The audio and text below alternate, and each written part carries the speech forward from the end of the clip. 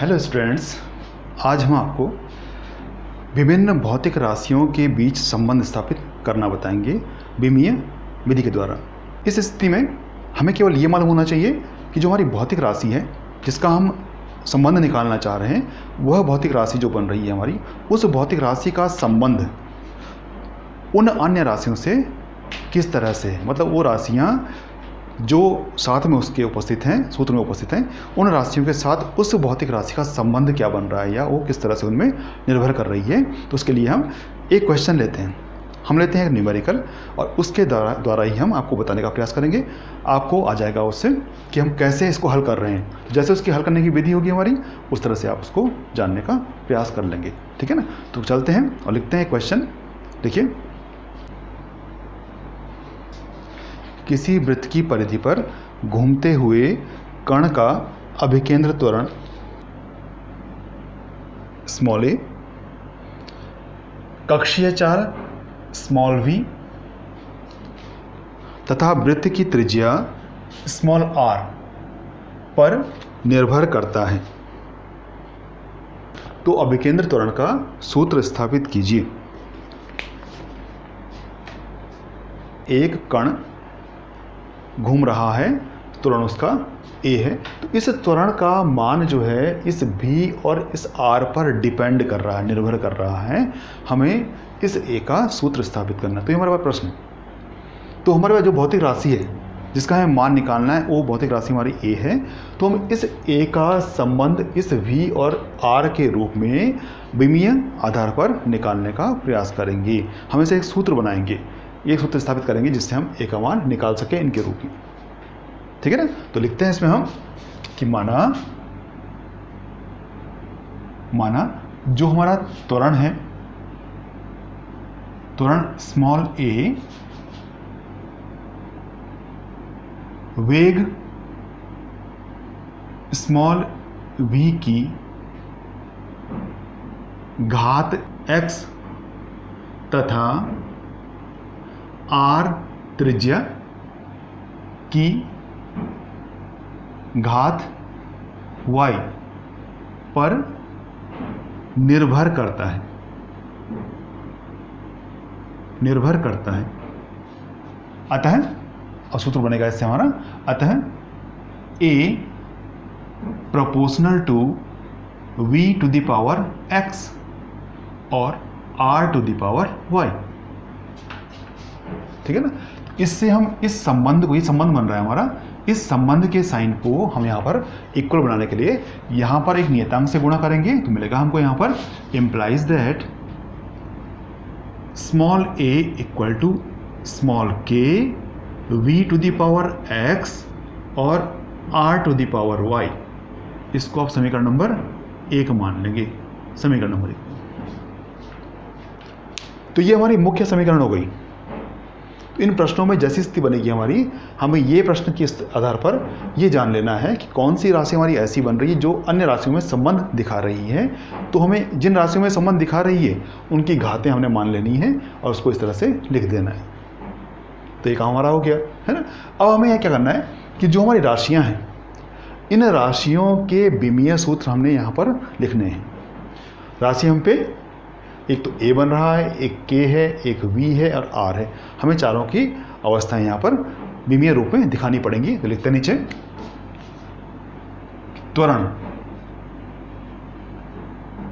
त्वरण की विमा बराबर क्या होती है, LT -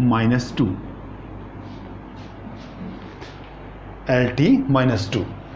फिर वेग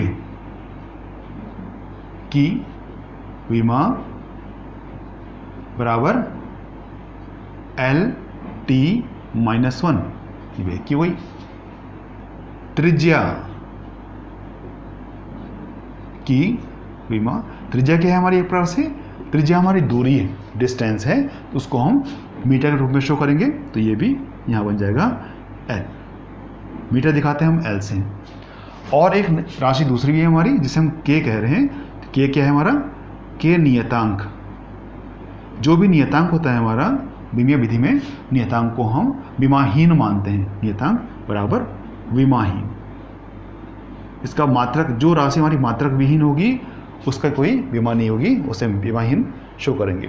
अब इन सब मानों को हम समीकरण 1 के अनुसार यहाँ पर रखेंगे, समीकरण 1 के अनुसार रखेंगे यहाँ पर, और तब यहाँ पर मान निकालने का प्रयास करेंगे। तो लिखेंगे नीचे, आप भी लिखते रहिए कि सभी राशियों की विमाएं, सभी राशियों की विमाएं समीकरण 1 में रखने पर, 1 में रखने पर देखिए क्या मिलेगा हमको यहाँ पर, ए के स्थान पे LT-2, LT-2 इक्वल टू के स्थान पे विमाहीन के छोड़ दिया, देन V का मान है हमारा LT-1, लेकिन बाहर से क्या है हमारा x, ठीक है, फिर है हमारा L, बाहर से हमारा y। अब इन्हें कोष्टक खोलते हैं इनका, यहाँ पर तो हमारा ऐसे ही रहेगा, इस तरफ तो, इस तरफ L है और T है, -2 है, ये ऐसे कर दिया, लेकिन यहाँ पर हमारा L के घातों में इसकी घात का गुणा होगा, तो L की घात यहाँ पर 1 है, 1 की घात पे गुणा x का किया तो ये बन गया LX, और यहाँ पर T गुणा हुआ तो -x, और यहाँ पर बन गया हमारा L, अंदर से गुणा किया तो 1 का गुणा y से Ly। और जो समान तरह की राशियां हैं उनको साथ रख देते हैं, जैसे L यहाँ पर समान है, L यहाँ भी है, यहाँ भी है, तो दोनों L'ों को हम साथ मिला देते हैं, तो मिलेगा यहाँ पर हमको implies that LT-2 equal to, यहाँ पर आ गया L की घात। अब देखिए L ये गुणा में है सारा, तो L की घात यहाँ पर x है, यहाँ पर y है, दोनों राशियों की गुणा रूप में घातें जुड़ जाती हैं, समान राशियों की घातें जुड़ जाती हैं। ऐसी स्थिति में L और L की जो घात हमारी होगी जुड़ जाएगी, ये बनेगा x + y, और t यहाँ पर सिंगल सिंगल है तो t हमारा -x यहाँ पर इस तरह से हो जाएगा, ठीक है ना। तो इसको हम मान लेते हैं समीकरण नंबर 2, ये 2 मान लिया इसको हमने, ठीक है ना। अब जो हमारी ये 2 है ना, इस समीकरण नंबर 2 में हम घातों की तुलना करेंगे, यहाँ के पद, यहाँ के विमाएं और यहाँ की विमाएं हमारी जो हैं उनकी तुलना करेंगे, तो जो L की रहेगी वो L के साथ, T की रहेगी वो T के साथ तुलनात्मक रूप में हम यहाँ पर दिखाने का प्रयास करें, मतलब घातों की तुलना करनी है। हम यहाँ पर लिखेंगे, यहाँ पर हम नीचे लिखेंगे, नीचे लिखेंगे इसमें हम कि घातों की तुलना करने पर, घातों की तुलना करने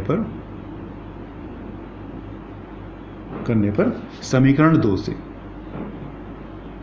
2 से हमें मिलेगा, देखिए यहाँ घात कितनी है भाई, यहाँ घात 1 है, घात जो शो नहीं कर रहे हैं तो उसमें हम 1 दिखाते हैं उसको, तो घात 1 है यहाँ पर घात हमारी x + y है, तो x + y = 1 हो गया हमारा, x + y = 1, समीकरण नंबर 3 मिल गई हमको।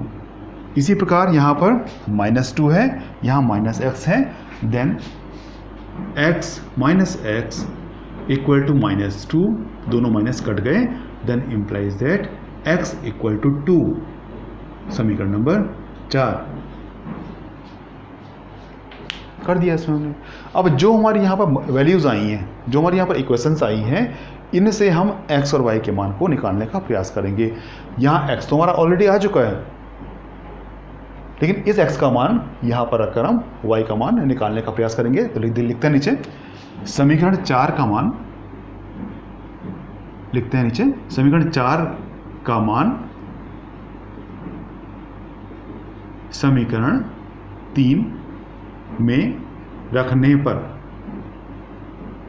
हमें मिल जाएगा x के स्थान पे 2 + y = 1 इम्प्लाइज दैट y = 2 को इधर भेजेंगे हम तो 1 - 2, देन इम्प्लाइज दैट y = 1 से घटाया 2 तो आएगा तो हमारा 1, लेकिन चिन्ह आएगा जो संख्या बड़ी रहेगी, y = -1, समीकरण नंबर 5 आ गया हमारा, ठीक है ना। तो यहाँ हमको 4 और 5 से x और y की वैल्यू मिल गई। तो जो हमारी यहाँ वैल्यू आई है इस वैल्यू का मान आप समीकरण नंबर 1 में रखकर ए का सूत्र निकालने का प्रयास करेंगे। तो लिखते नीचे हम, लिखिए आप भी कि समीकरण 4 व 5 का मान समीकरण 1 में रखने पर, 1 में रखने पर तो मिलेगा हमको यहां पर a इक्वल टू के हमारा ऐसे ही है v टू दी पावर, यहाँ पर x की घात, x का मान 2 है तो यहाँ पर 2 आ गया, और r टू दी पावर यहाँ पर -1 है तो ये आ गया हमारा, है ना। अब यहाँ पर देखिए, यहाँ पर आया हमारा implies that a equal to K हमारा ऐसे ही रहेगा, v हमारा स्क्वायर के रूप में रहेगा, लेकिन r की घात ऋण 1 है, इसको हम बटे में ले जा सकते हैं क्योंकि घात जो हमारी ऋणात्मक रहती है वो बटे में आ सकती है। उसका रूप हर होगा तो अंश के रूप में, अंश होगा तो हर के रूप में हमें प्राप्त होता है। तो यहाँ पर अंश रूप में है ये, तो हर बन जाएगा, यहाँ पर ये बनेगा r की घात 1 मतलब r। अब यहाँ पर इक्वेशन नंबर जो 6 हमारी है, इस 6 में जो k है हमारा, हम मानते हैं ये तो हमारा k क्या है, एक नियतांक है।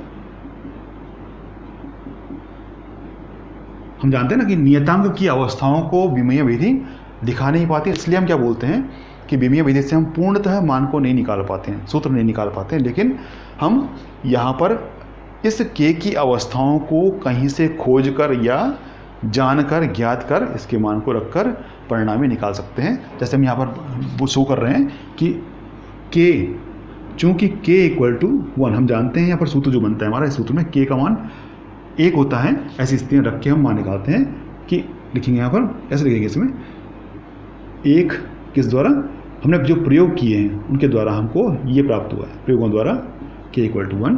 देन समीकरण 6 से हमें मिलेगा a equal to v square upon r number से। तो नंबर 7 जो हमारा है ना, ये इस अभिकेंद्र त्वरण का सूत्र है। तो ऐसा निकालना है हमको, देखो कितना आसान है। हमें यहाँ पर देखना है कि जो राशि जिसका मान निकालना है हमको, वह राशि किन किन राशियों पर डिपेंड कर रही है, और तब मान लेना है हमने कि माना वह राशि जिसका मान निकालना है हमको, वह राशि इन राशियों की इन घातों पर निर्भर करती है। तो सूत्र बना देना है उसका हमने। इसको बनाने के पश्चात हम इन सभी राशियों की विमाएँ लिखेंगे। उसके बाद इसको यहाँ पर विमाओं के मानों को यहाँ रखकर हम घातों की तुलना करेंगे। तो तुलना करके हमें जो इक्वेशंस मिलेंगी उन्हें हमने सॉल्व करना है और घातों के मान निकालने हैं। जो मान आएंगे हमारे, वो मान यहाँ पर रखकर, 1 में रखकर हम उस सूत्र को निकालने का प्रयास कर लेंगे या उसे प्राप्त कर लेंगे। नीचे लिखिए फिर लास्ट में समीकरण 7 अभिकेंद्र त्वरण का सूत्र है।